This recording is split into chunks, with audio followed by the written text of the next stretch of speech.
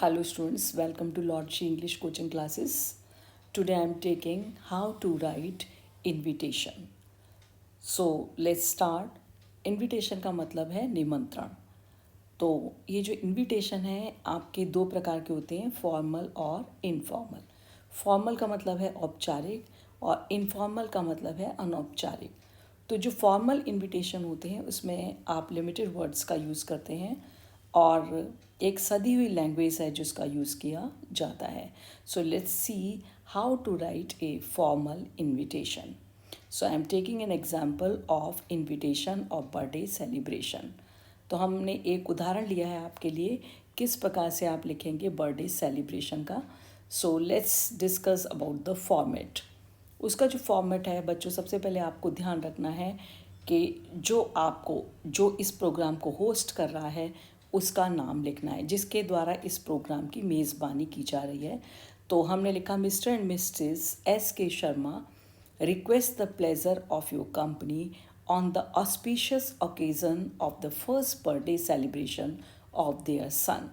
तो हमने यहाँ सबसे पहले लिखना है, आपको क्या लिखना है यहाँ सबसे पहले, जो होस्ट है उस प्रोग्राम का उसका नाम.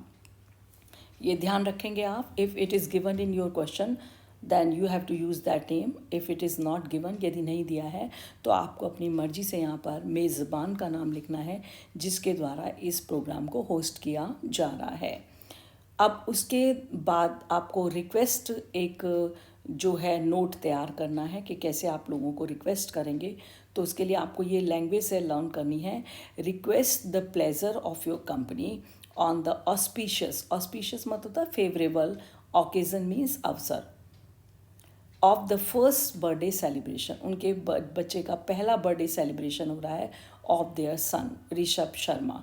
तो ये जो आपको जो भी ओकेज़न है उसका यहाँ पर लिखना है. जैसे मैरिज सेलिब्रेशन है तो यहाँ पर मैरिज आ जाएगा, क्वेश्चन में दिया होगा. यदि एंगेजमेंट सेरेमनी है तो आपको एंगेजमेंट सेरेमनी आ जाएगा. तो यहाँ पर आपको ये दो लाइन तो ऐसे ही रटनी है आपको. Request the pleasure of your company on the auspicious occasion of the first of, है ना, जो भी फिर चीज़ है आपकी उसका यहाँ नाम आ जाएगा. इस तरीके से थोड़ा बड़ा लिखेंगे बोल्ड करके, ऑफ देयर सन या डॉटर जो भी है. फिर उसके बाद उसका नाम और उसके बाद आपको तीन चीज़ें याद रखनी है जो आपको इस फॉर्मेट में जो बहुत इम्पॉर्टेंट है. जो आपको day, date, time and venue, आपको वो दिन देना है किस दिन ये प्रोग्राम है. उसके बाद उसकी डेट लिखनी है और उसके बाद आपको उसका टाइम देना है. तो कोई भी जो इनविटेशन है उसमें ये तीन चीज़ें बहुत इंपॉर्टेंट है जो आपको याद रखनी है: डे, डेट और टाइम और वेन्यू. इसके बाद आपको उस ये जो वेन्यू मीन्स होता है इसका मतलब है प्लेस, जगह का नाम. इसके बाद आपको नीचे लिखना है RSVP. बच्चों ये RSVP क्या है? एक फ्रेंच फ्रेज़ है जिसका मतलब है रेस्पॉन्ड इफ़ यू प्लीज़. यदि आप इसका जवाब देना चाहते हैं तो कृपया इसका जवाब दीजिए.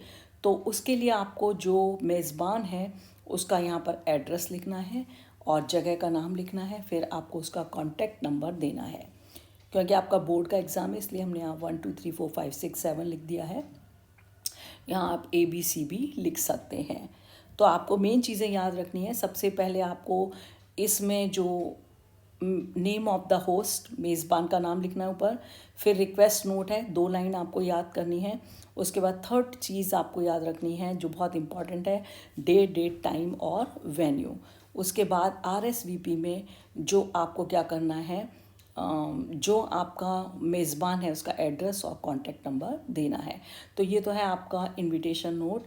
इसके बाद आपको देखना है आपने जिसको दिया तो उसने इस नोट के लिए, आपको कई बार क्वेश्चन आता है एक्सेप्टेंस के लिए इनविटेशन बनाइए. एक्सेप्टेंस मीन्स आपने उसको स्वीकार किया है इनविटेशन को. तो उसके लिए आपको एक फॉर्मेट बनाना है. तो उसमें आप जो स्वीकार कर रहा है उसका नाम, जो इस इनविटेशन को, तो mister and missus KS Soni thanks and heartily accept mister and missus SK Sharma's kind invitation of their sons birthday celebration. आपको सिर्फ इतना सा याद रखना है कि जो अब एक्सेप्टेंस है जिसके द्वारा स्वीकार किया जा रहा है उसका नाम लिखा जाएगा यहाँ पर. फिर उसके बाद ये 2 लाइन आपको, ये वाली लाइन लर्न करनी है, थैंक्स एंड हार्टिली एक्सेप्ट, मतलब धन्यवाद देता हूँ और दिल से मैं इसको स्वीकार करता हूँ. किस चीज़ को? मिस्टर एंड मिसेस एस के शर्मा ने जो हमको इनविटेशन दिया है उनके बेटे का बर्थडे सेलिब्रेशन का, वही सारी चीज़ें आपको ऐसे कैसे ही लिख देनी चाहिए, उसकी डेट, उसका डेट और टाइम और उसका वेन्यू, वही चीज़ आपको लिखनी है। ये एक्सेप्टेंस है। एक्सेप्टेंस में आपको सिर्फ ये वाली लाइन याद रखनी है, थैंक्स एंड हर्टीली एक्सेप्ट। तो हम एक्सेप्ट कर रहे हैं किसका? Kind invitation. ये दो बातें याद रखनी है आपको।